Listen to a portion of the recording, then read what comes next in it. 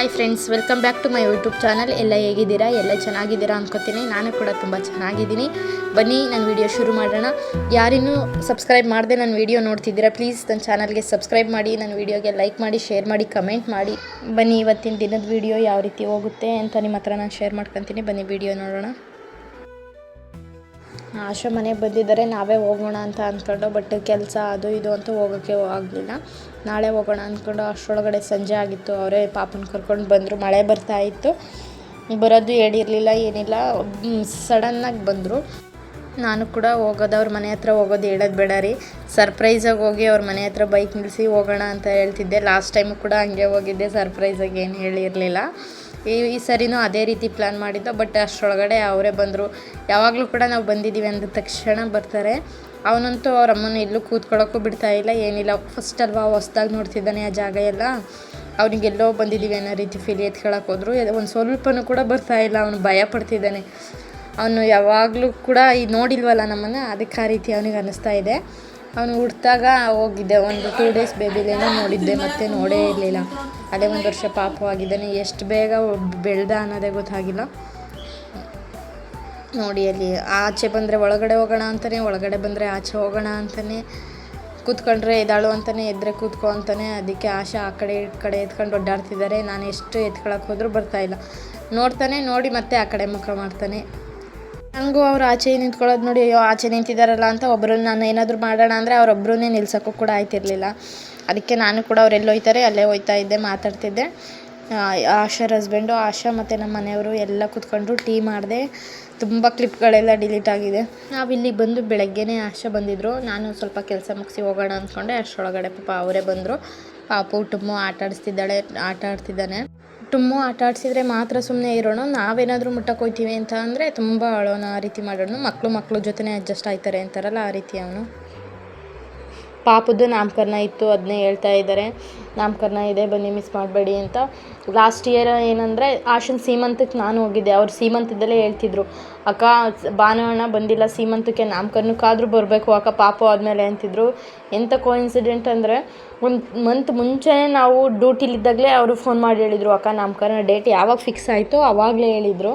ಆವಾಗ ನಮಗೆ leave cancel ಆಯಿತು. ಅನ್ಫಾರ್ಚುನೇಟ್ಲಿ ಅವ್ರ ಮನೆ ನಾಮಕರಣ ಫಂಕ್ಷನ್ನು ಕೂಡ ಕ್ಯಾನ್ಸಲ್ ಆಗಿ, ನೆಕ್ಸ್ಟು ಯಾವಾಗ ನಾಮಕರಣ ಫಂಕ್ಷನ್ ಡೇಟ್ ಫಿಕ್ಸ್ ಆಯಿತು ಆವಾಗಲೇ ನಮಗೂ ಕೂಡ ಲೀವ್ ಸಿಕ್ತು. ಆ ರೀತಿ ಆಯಿತು. ನಮ್ಮ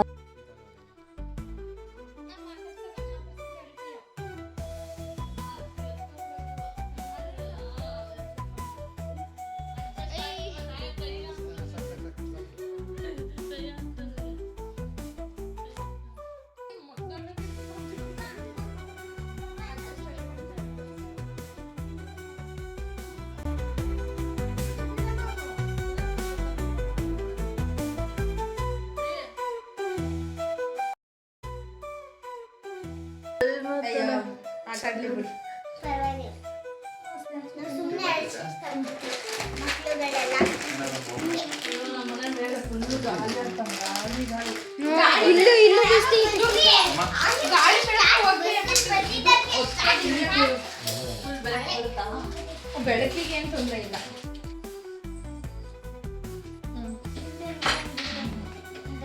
ಟುಮೋನು ಜಾಸ್ತಿ ಮಾತಾಡ್ಸಿದ್ರೆ ಸೈಲೆಂಟಾಗಿ ಆಟಾಡಿಸ್ಬೇಕಲ್ಲ. ಇನ್ನು ಸ್ಟಾರ್ಟ್ ಮಾಡ್ದೆ ಆಟ ಆಡೋಕ್ಕೆ.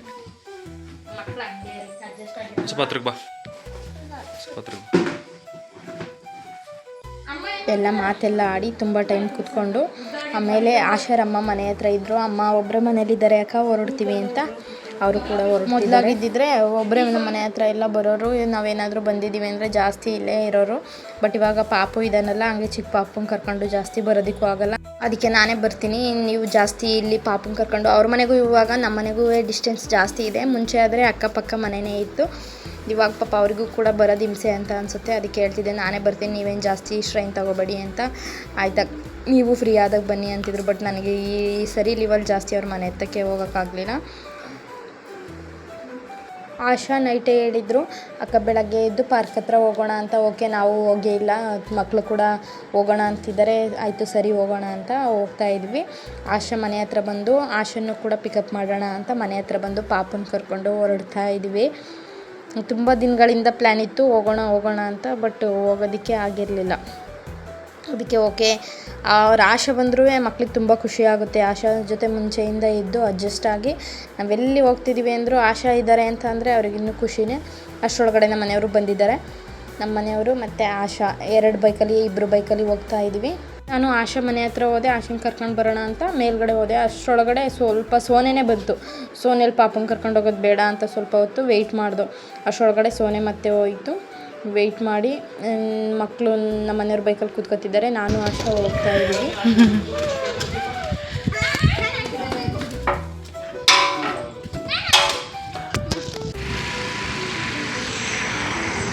ಹಾಯ್ ಫ್ರೆಂಡ್ಸ್, ಇವಾಗ ನಾವು ಶಿವಂ ಪಾರ್ಕ್ ಹತ್ರ ಬಂದಿದ್ದೀವಿ. ನಮ್ಮ ಪಾಪು, ನಮ್ಮ ಆಶಾ, ನನ್ನ ಮಕ್ಕಳು ಎಲ್ಲ ಬಂದಿದ್ದೀವಿ. ಚೆನ್ನಾಗಿದೆ, ನೋಡ್ತಿದ್ದೀವಿ. ಇನ್ನೂ ಎಲ್ಲೂ ನಮ್ಮ ಮನೆಯವರು ಟಿಕೆಟ್ ಎಲ್ಲ ತೊಗೋತಿದ್ರು, ಬಂದು ಕೂತ್ಕೊಳ್ಳೋಣ ಅಂತ ಸ್ವಲ್ಪ ಕೂತಿದ್ವಿ. ಇನ್ನೂ ಕೂಡ ಎಲ್ಲೂ ಹೋಗಿಲ್ಲ. ಬೋಟಿಂಗ್ ಆಡೋದೆಲ್ಲ ಇತ್ತು, ಬಟ್ ನಾನೇನು ಬೋಟಿಂಗ್ ಆಡಲಿಲ್ಲ. ನನ್ನ ಮಗ ಕೂತ್ಕೋತೀನಿ ಅಂತ ಅಂದ, ಅವನು ಕೂಡ ಕೂರಿಸ್ಲಿಲ್ಲ. ಮಳೆ ಬೇರೆ ಬರ್ತಿತ್ತಾ, ಬೇಡ ಮಗನೇ ಬೇಡ ಅಂತ ನಂಗೆ ಸ್ವಲ್ಪ ಅದರಲ್ಲೆಲ್ಲ ಕೂರಿಸೋದು ಅಂದರೆ ಸ್ವಲ್ಪ ಅಷ್ಟು ಕಂಫರ್ಟಬಲ್ ಅನಿಸಲ್ಲ.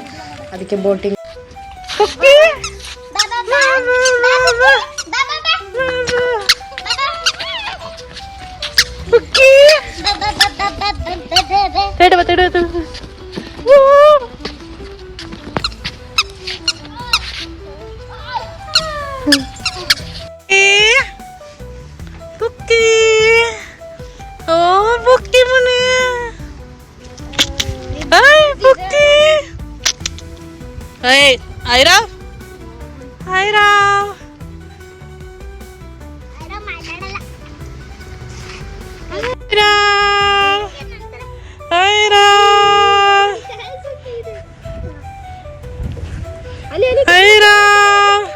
ಕೈ ತದಿಯ ಭಗವಾನ್ ಕೈ ತದಿ.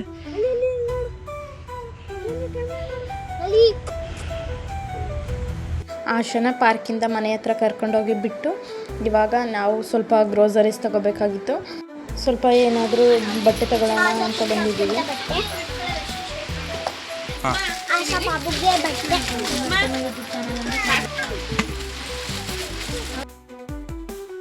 ಮೊದಲು ಮನೆಯಿಂದ ಬರಬೇಕಾದ್ರೆ ಪಾಪಗೆ ಬಟ್ಟೆ ನೋಡೋಣ ಅಂತ ಬಂದು, ಪಾಪಗೆ ಮಾತ್ರ ಬೇಗನೆ ಸಿಕ್ತು, ಜಾಸ್ತಿ ಏನು ಟೈಮ್ ಆಗಲಿಲ್ಲ. ಆಮೇಲೆ ನೋಡ್ತಾ ಇದ್ದೀನಿ, ನೋಡೋಣ ರೀ ಚೆನ್ನಾಗಿದೆ ಅಂದೆ. ಆಯಿತು ನೋಡು ಅಂತ ಅಂದರು.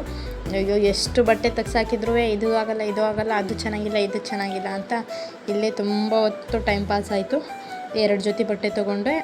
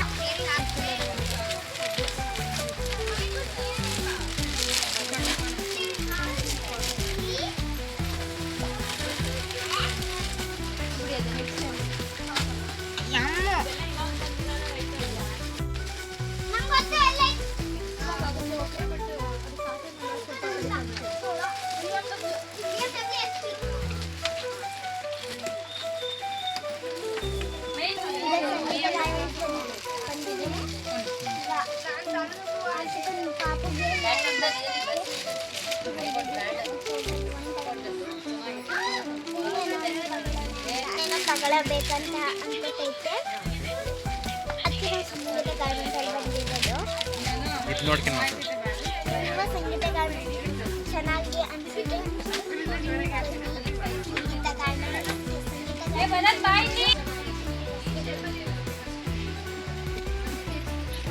ಮತ್ತು ಡೈಲಿ ಯೂಸ್ಗೆ ಅಂತ ಈ ಕಡೆ ಸೈಡಲ್ಲಿ ಇಟ್ಟಿದ್ರು.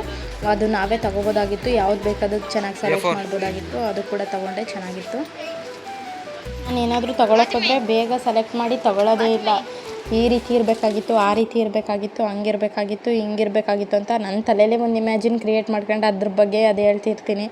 ಬಟ್ ನಾನು ಹೇಳೋ ಅಂಥದ್ದೇ ಸಿಗೋದೇ ತುಂಬ ಕಡಿಮೆ. ಅದಕ್ಕೆ ಇಲ್ಲ ನಾನೇ ತೊಗೋತೀನಿ ಅಂತ ನಾನೇ ನೋಡಿ ತೊಗೋತಿದ್ದೀನಿ. ಬಟ್ ಇಲ್ಲಿ ನನ್ನ ಹತ್ರ ಯಾವ ಕಲರ್ ಜಾಸ್ತಿ ಇದೆ ಅದೇ ಕಲರ್ ಇತ್ತು. ಓಕೆ ಸರಿ ಬೇಡ ಹೋಗೋಣ ಅಂತ ಅಂದ್ಬಿಟ್ಟು ಪಾಪಗೆ ಬಟ್ಟೆ ತೊಗೊಂಡು ನನಗೊಂದು ಜೊತೆ ತೊಗೊಂಡು ಹೋಗ್ತಾಯಿದ್ದೀವಿ. ನನಗೆ ತುಂಬ ಲೇಟ್ ಆಯಿತು. ನಮ್ಮನೆಯವರು ನೋಡ್ತಾರೆ ಇವಾಗ ಬರ್ತಾಳ ಅವಾಗ ಬರ್ತಾಳ ಅಂತ, ಬಟ್ ನಾನು ಬರ್ತಾ ಇಲ್ಲ. ಅವರು ಕೂಡ ಏನು ಅಂತ ಇಲ್ಲ, ಎಲ್ಲಿ ಏನು ಬೈದ್ರು ಬೇಜಾರು ಮಾಡ್ಕೊಂತಾಳೆ ಅಂತ. ನಾನು ಹೋಗೋದ ಅಂತಿದ್ದೀನಿ, ನನಗೂ ಹೋಗೋಕ್ಕೆ ಮನಸ್ಸಿಲ್ಲ. ಆದರೆ ಅವರು ಇಲ್ಲ ನಿಧಾನಕ್ಕೆ ನೋಡಿ ತಗೊಳಪ್ಪ ಅಂತ ಅವ್ರು ಅಂದಂಗೆ ಜಾಸ್ತಿ ಟೈಮ್ ಆಯ್ತಿತ್ತು. ನನ್ನ ಮಗ ಹೇಳ್ಕೊಡ್ತಿದ್ದೆ, ನನ್ನ ಮಗನಿಗೆ ಮಮ್ಮಿ ಕರಿ ಟೈಮ್ ಆಗೈತಿ, ಹೊಟ್ಟೆ ಹಸ್ತೈತಿ ಅಂತ ಮಮ್ಮಿ ಕರಿ ಅಂತ ಹೇಳ್ತಿದ್ದಾನೆ. ಅದಕ್ಕೆ ನನ್ನ ಮಗ ಅಂತಿದ್ದಾನೆ ಓಕೆ ಸರಿ, ಮಕ್ಕಳೆಲ್ಲ ಹಸ್ಕೊಂಡಿರ್ತವೆ, ಇಲ್ಲಾಂದರೆ ನೆಕ್ಸ್ಟ್ ಬಂದರೆ ಆಗುತ್ತೆ ಅಂದ್ಬಿಟ್ಟು ಬೇಗ ಯಾವ್ದು ಇಷ್ಟ ಆಯಿತು ಅದು ತೊಗೊಂಡೆ.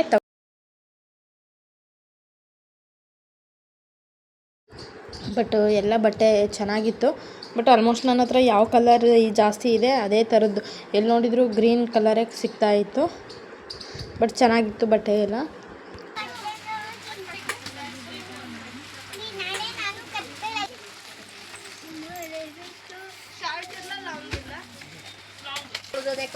ನಾನು ತೊಗೊಳ್ಳೋದು ಲೇಟ್ ಮಾಡಿದೆ ಅಂತ ಅಂದ್ಬಿಟ್ಟು ನನ್ನ ಮಗಳು ನೋಡಿ ಅಲ್ಲೇ ಆರಾಮಾಗಿ ಮಲಗ್ತಿದ್ದಾಳೆ. ಸ್ಲಿಪ್ಪರ್ ಇಲ್ಲ ಹೌದಾ? ಯಾಕೆಂಡ ಬಂದಿದ್ದೀವಿ ಮುಂದೆ ಬರೋ.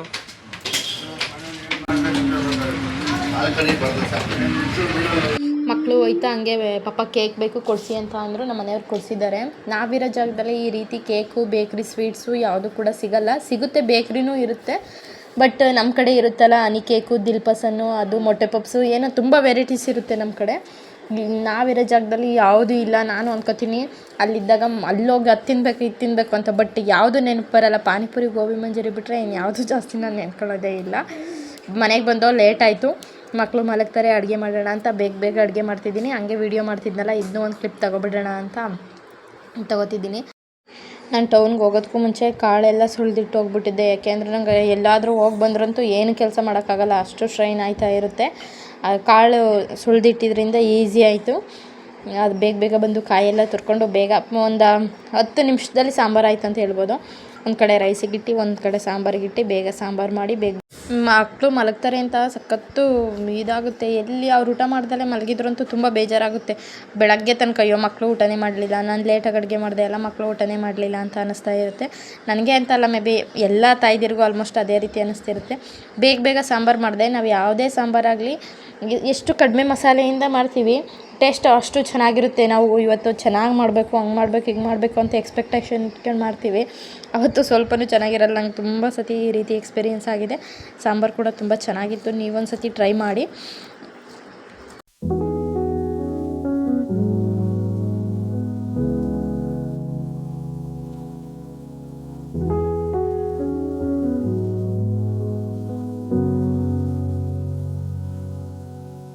ನಮ್ಮ ಮನೆಯವರು ಸಂತೆಯಲ್ಲಿ ತಿಂಗ್ಳುಳ್ಳಿ ಕಾಳು ತೊಗೊಬಂದಿದ್ರು. ನಾವು ಬರೋ ಸೀಸನ್ಗೆ ಇವ್ಯಾವ ಕಾಳು ಸಿಗೋದೇ ಇಲ್ಲ, ರೇರು. ಏನೇನು ಕಾಳು ಸಿಗ್ತವೆ ಅದನ್ನೇ ಚೆನ್ನಾಗಿ ಆಸೆಪಟ್ಟು ಖುಷಿಯಿಂದ ತಿನ್ನಬೇಕು. ಬೇಗ ಕಾಯಿ ತುರ್ಕೊಂಡು ಈಸಿಯಾಗಿ ಸಾಂಬಾರು ಮಾಡಿದೆ. ಸಾಂಬಾರು ರೆಸಿಪಿ ನಾನು ಶಾರ್ಟ್ಸಲ್ಲಿ ಹಾಕಿದ್ದೀನಿ, ಇನ್ ಕೇಸ್ ಯಾರಾದರೂ ನೋಡಬೇಕು ಅಂತ ಅಂದರೆ ನೋಡಿ. ಸಾಂಬಾರು ಕೂಡ ಟೇಸ್ಟು ತುಂಬ ಚೆನ್ನಾಗಿತ್ತು. ಲೇಟಾಗಿತ್ತು ಅಂತ ಯಾವುದೇ ಒಗ್ಗರಣೆ ಏನು ಕೂಡ ಹಾಕಿಲ್ಲ. ಬಟ್ ಒಗ್ಗರಣೆ ಹಾಕಲಿಲ್ಲ ಅಂದರೂ ಕೂಡ ಸಾಂಬಾರು ತುಂಬ ಟೇಸ್ಟಾಗಿತ್ತು. ಈರುಳ್ಳಿ, ಕಾಯಿ, ಟೊಮೊಟೊ, ಖಾರದ ಪುಡಿ, ಸಾಂಬಾರು ಪುಡಿ